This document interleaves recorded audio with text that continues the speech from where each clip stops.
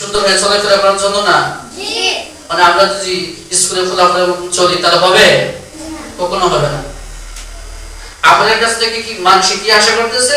আমাদের কাছ থেকে মানুষ আশা করতেছে যে মাদ্রাসার খোলাখুলি আমরা কি শিখবো। তোমাদের মাতা পিতা কষ্ট করে লেখাপড়া করাইতেছে, তোমাদের মাতা পিতার অত আশা আছে যে আমার সন্তানকে পড়াইতেছি, কোরআনে হাফেজ বানাবো, অথবা যদি মারা যায় আমার সন্তানে আমার জানাজা পড়বো, তাই না?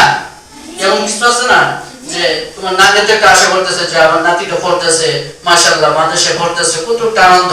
আরেকজনের কাছে কইতেছে কয় আমার নাতি, আমার মেয়ের ঘরের নাতি এই কোটি এক মাদ্রাসায় পড়তেছে। দেখো তোমার কারণে ওই তোমার নানির বাড়িতে তোমার নানি আরেকজনের সাথে গল্প করতেছে, কইতেছে কি আমার নাতি এই কোটি মার্কাজুল উলুম মাদ্রাসায় কি লেখাপড়া করতেছে। দেখছো? আর তুমি যদি মাদ্রাসায় না আসতা, স্কুলে পড়তা, তাহলে এগুলো তা বলতো?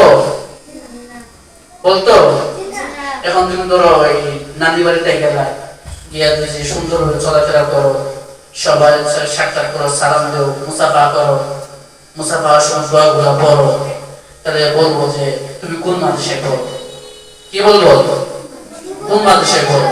এখন যদি তুমি বলো যে আমি হরিকুঠি মার্কাজুল উলুম মাদ্রাসায় পড়ি, তাহলে তার মনে মনে বলতে পারে ঠিক আছে এই ছেলের কথাবার্তা তো অনেক ভালো, তার একটা কাজ করি আমার ছেলেটাকে কি করি এই মাদ্রাসায় ভর্তি করে দিই।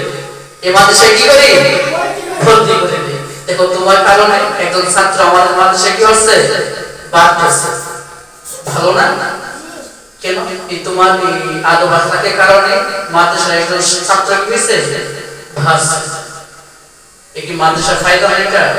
সবাই এগুলো খেয়াল করবে। ঠিক আছে? তোমরা ভিতর যদি একটা দৃশ মানুষ দেখতে পায় যে অনেক দূর থেকে এটা মানুষ সমালোচনা করে, ওই মাদ্রাসার ছাত্র যে এই কোটি মার্কাজুল উলুম মাদ্রাসার একটা ছাত্র দেখলাম ওই এই জায়গায় দাঁড়ায় প্রস্তাব করতেছে। একজন লোকে দেখলো, এই লোকটা কি করলো আবার 5 জন লোকের কাছে বললো, এই 5 জন কি করলো আবার দেখা গেছে সারা কোটি বাজারে যত লোক আছে সবার কাছে বইলা দিল। এখন দেখো এই একজন লোক দেখে শুধু তুমি তার প্রস্তাব করছো, কিন্তু তোমার সাথে আরেকজন ছিল স্কুলের স্টুডেন্ট, কিন্তু তার দেখছে তার কিছু হয় নাই। কেন? সে কালো কাপড়ের মতো, নিজে বলছিলাম যে কালো কাপড় যদি দাগ করে দেখা যায় না, সাদা কাপড় দাগ করলে ওটা দেখা যায়, এরকম আর কি। যেরকম তোমার কারণে এই মাদ্রাসা হুজুরও বদনাম করলো, মাদ্রাসার একটা বদনাম হইলো, তাই না?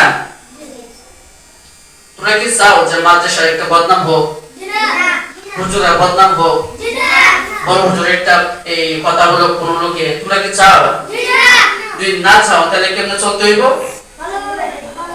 যাই যত ছুটি দিব হুজুরে ওই ছুটি মাইনে তোমরা চলবা, যে কথাগুলা বলবো এই কথার উপর আমল করতে হইব।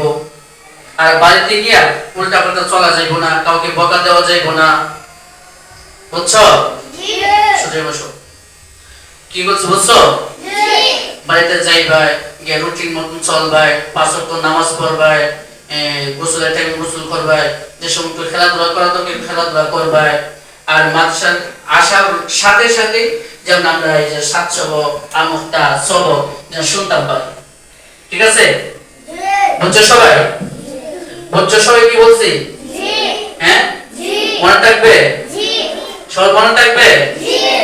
আর এই যে তোমাদের পাঞ্জাবি গুলা, টুপি গুলা, হাতের নখ, পায়ের নখ, এগুলো সুন্দর করে আসতে হবে। অনেকে দেখা যায় পাঞ্জাবিতে ময়লা,